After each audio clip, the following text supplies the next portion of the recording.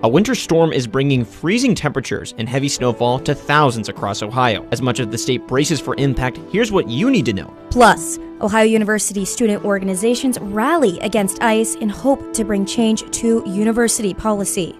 And in sports, Ohio men's basketball faces one of their toughest tests of the season. Newswatch starts right now.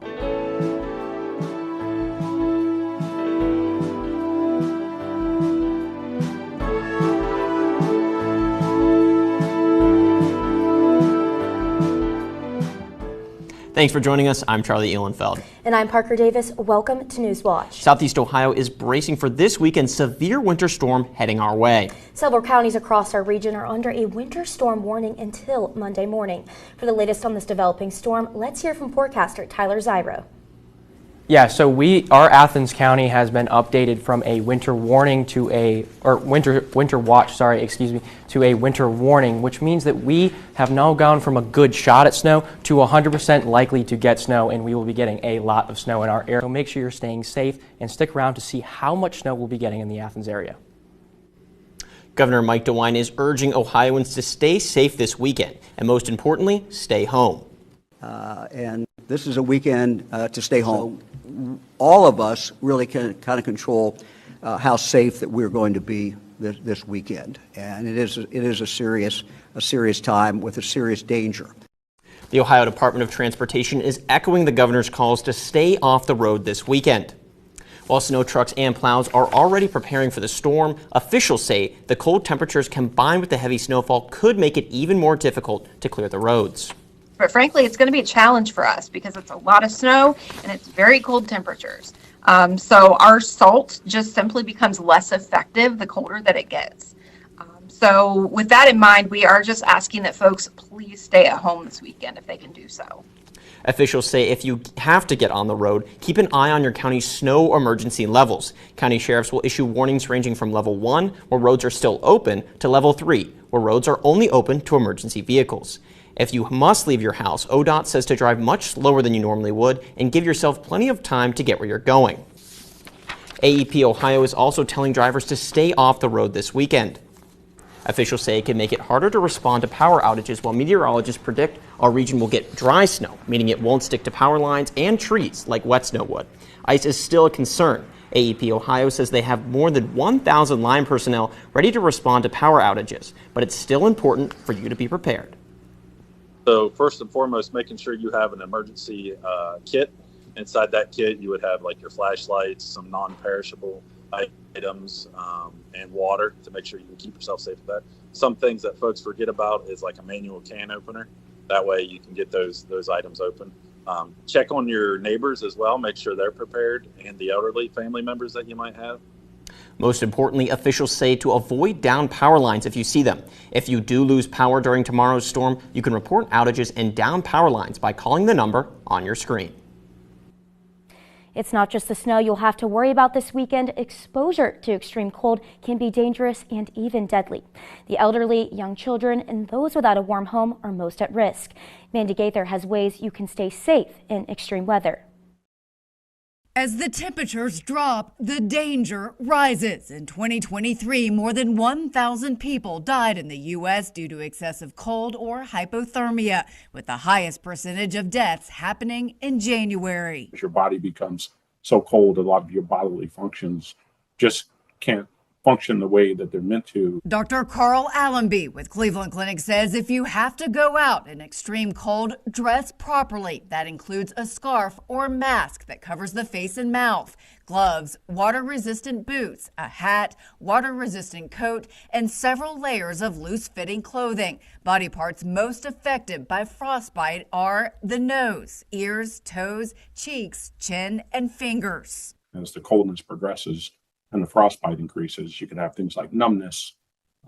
Your extremities could get very pale and then can get hardened as well as you continue to progress through that. When the body loses heat faster than it can produce it, hypothermia can happen. That's when there's a life-threatening drop in body temperature below 95 degrees. In adults, symptoms include shivering, exhaustion, confusion, fumbling hands, memory loss, slurred speech, and drowsiness. In babies, signs could be bright red cold skin or very low energy. Allenby says 911 should be called immediately. You're going to rely on bystanders who realize that somebody may not be acting right, or that there's some sort of change in their mentation. For Health Minute, I'm Mandy Gaither. If you or someone you know needs a place to get out of the cold, Athens County has several warming shelters available this week into next. In Athens, the public library is open during normal business hours, and the Gathering Place will be open starting at 7 p.m. tonight until 9 a.m. tomorrow. During the week, visitors can stop by HABCAP's offices in Gloucester, Logan, and the new Lexington, weather permitting.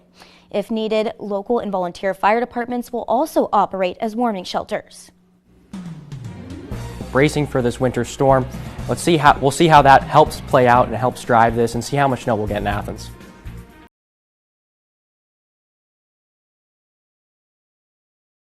For joining us. I'm Talia Milowich. And I'm Ty Carpenter. Welcome to Newswatch. Southeast Ohio is heading into another major heat wave. For the latest on this week's soaring temperatures, let's hear from forecaster Steve Nedlick. Yeah, guys, it's been a hot one out there today. We already are seeing upper 80 temperatures, and we do have a bunch of humidity that's slowly making its way into our region. So that's why as of tomorrow at about 11 a.m., we are all going to be under a heat advisory. With that, the heat wave is going to push on, but we'll break into that more in my full forecast, so stay tuned. Thanks, Steve. If you're looking for local places to beat the heat, you can check out these spots to stop in and cool off. Here in Athens, you can check out the public library in the Athens Community Center during business hours. The Hawking Athens Perry Community Action Program, or HABCAP, will also open these locations, listed on your screen, as cooling centers. In Portsmouth, the Salvation Army will be open from 9 a.m. to 4 p.m. tomorrow, and the Counseling Center on Washington Street will be open 9 to 5 for the rest of the week. Residents of Ohio and Marion counties can now apply for federal assistance to help recover from last month's severe floods that killed 9 people. Earlier today, President Donald Trump approved a major disaster declaration, sending nearly $12 million in federal aid to West Virginia. The funds can be used for temporary housing, home repairs, and other programs to help those affected by the floods. If you are eligible, you can call the number on your screen or download the FEMA app. Former Nelsonville City Council member Greg Smith is suing the city of Nelsonville. This is in response to a lawsuit filed against Smith back in May. The former council member claims he is owed 2.5 months' pay from the city, from December 2023 to February 2024 when he resigned. Nelsonville claims that Smith waived the money due to a settlement in December of 2023. That agreement states he would, quote, not seek any further compensation or benefits from Nelsonville. Athens Mayor Steve Patterson is the only mayor on Governor Mike DeWine's property tax reform working group. The group will hold their first meeting tomorrow. Patterson says he is already receiving emails from Ohio residents about their taxes and emails from state organizations about their funding being impacted by changes to property taxes. He says he joined the group out of concern for Southeast Ohio counties that would be devastated by proposals at the state legislature. We've got representation from school districts, superintendents. We've got representation from county auditors, county treasurers, county commissioners, and then there's myself. So I'll be, doing the yeoman's work of bringing the voice of cities, towns, and villages into this conversation. The working group has a deadline of September 30th to provide concrete proposals. 2 counties in Southeast Ohio are receiving almost $80 million in development grants. Muskingum County is getting $20 million for a water and wastewater treatment plant in Jackson Township, while Coshocton County is getting nearly $60 million for infrastructure upgrades for the Conesville Industrial Park project. The grants comes from Governor DeWine's All Ohio Future Fund, which focuses on infrastructure for large project sites to bring more economic development to the state. Ohio's state budget is giving $20 million to an initiative promoting fathers' roles in their children's lives.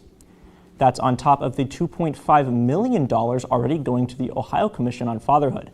The initiative is supported by the Center for Christian Virtue, Ohio's largest conservative lobbyist group. The initiative comes as Republicans are pushing to raise marriage and birth rates. The Ohio Supreme Court is set to hear the case over the state's law banning minors from receiving gender-affirming care. House Bill 68 prevents doctors from prescribing hormones, puberty blockers, or performing gender reassignment surgery before patients turn 18. Back in April, an appeals court ruled the law was unconstitutional. Governor DeWine originally vetoed the law, but the state legislature overrode him in January 2024. No official dates have been set for oral arguments. New details reveal President Trump's name is in the Epstein files, though the context is unknown. This as a federal judge is pumping the brakes on efforts to unseal documents in the Jeffrey Epstein case. Today, the judge denied a Justice Department request to release additional grand jury material from the investigation. Earlier this month, the department said that it would not release any new documents and insisted there's no proof Epstein had a list of powerful clients or that he was murdered in jail. This comes as the DOJ faces mounting pressure over transparency in the case. We should release the Epstein files. It is what Donald Trump campaigned on. It's what Attorney General Pam Bondi talked about this February when she said the Epstein client list was, quote, sitting on her desk right now. Why don't we have that client list? Because the grand jury docket is still under seal, the judge ordered a new case to be opened. The testimony that the department seeks to release, however, is only a small portion of the documents related to the investigation. President Donald Trump announces trade-related developments involving 3 nations, including a new deal with Japan. Reed Binion has the latest on the deals as the deadline for reciprocal tariffs approaches. But I just signed the largest trade deal in history. I think maybe the largest deal in history with Japan. President Donald Trump on Tuesday touting what he described as a massive trade deal with Japan, America's 5th largest source of imports. The long-awaited agreement includes a 15% reciprocal tariff on Japanese goods exported to the United States. The deal also calls for Tokyo to invest $550 billion into the U.S. Trump said America will receive 90% of the profits, but didn't say how those investments would work or how the profits would be calculated. Also Tuesday, Trump said he and President Ferdinand Marcos Jr. of the Philippines reached a trade agreement. And he revealed more detailed terms of a deal with Indonesia. Both agreements call for 19% tariffs on goods imported to the U.S. from the 2 countries, with no tariff on American goods shipped there. Meanwhile, an August 1st deadline for a U.S.-Canada trade deal is fast approaching, and it's not yet clear that an agreement will be finished by then. Well, I mean, we'll see. We're working to get the best deal for Canadians, and that's the focus now. I'm Reed Binion reporting. Texas officials are opening a formal investigation into the deadly July 4th flooding. At least 136 people were killed. That includes more than 100 people who died in Kerr County alone, where children's camps and RV parks were situated along the Guadalupe River. In today's special hearing, officials looked into how response teams handled the emergency. Investigators will also focus on whether the flooding disaster could have been prevented. Members, as you have no doubt aware, the subject matter we will cover in this hearing and in future hearings with our select will be heartbreaking and emotion-filled. Dozens of Texans have lost virtually everything they own. The hearing will include testimony from officials in charge of managing regional rivers, as well as from the head of the state's Division of Emergency Management. Next week, Texas lawmakers will hear directly from survivors in the hardest hit areas. Texas' investigation comes as the acting FEMA administrator testified on Capitol Hill about the agency's response to the floods. Lawmakers grilled acting Director David Richardson in the hearing, saying FEMA failed to respond to the deadly floods. This comes amid criticism saying Richardson did not visit affected counties for more than a week after the floods. Richardson said he didn't see anything wrong with FEMA's response. I can't see anything that we did wrong, and I think the President and the Secretary have acknowledged that, and so is Governor Abbott, by saying how well we did. So what we would like to do is we would like to take the strengths that we did in Texas, and we were going to share them with other states. Earlier in the hearing, Richardson said that FEMA needs to refocus on response and recovery. He also said the agency needs to remove complex processes that will let victims rebuild faster. The man who murdered 4 Idaho college students in November 2022 is facing life in prison without parole. Brian Kohberger was sentenced to 4 life sentences. Earlier this month, he pleaded guilty to 4 counts of first-degree murder and 1 count of burglary as part of a plea deal to avoid the death penalty.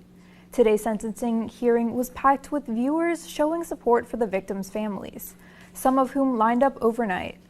I feel like it's important to be here for the families of the victims and maybe have to go through that, especially to get some closure, especially being up in Moscow and hearing so much about everything and not being able to really be there for anyone.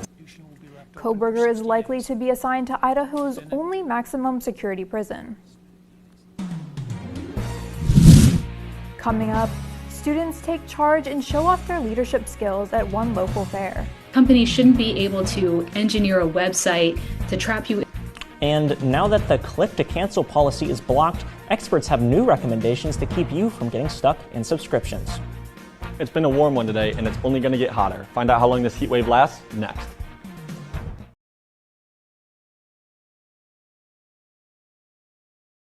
Didn't even have a warning.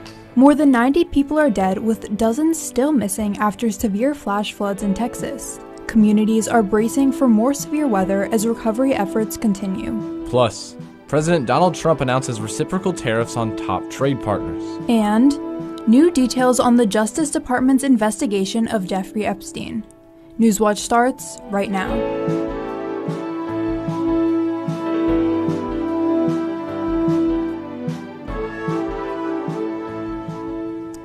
Thanks for joining us. I'm Talia Milowich. And I'm Noah Cavan. Welcome to Newswatch.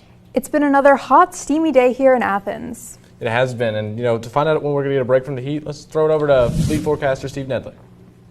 Yeah, guys, we're actually just in the middle of getting our first round of relief from this heat. We've already dropped down to 82 degrees, and that's because we've had some rain move into the area in the form of this line that's coming in from the west, and that's really going to help cool off our area because when that rain drops in, it evaporates and helps cool it off. Stay tuned for my full forecast where we break down what the rest of the week looks like.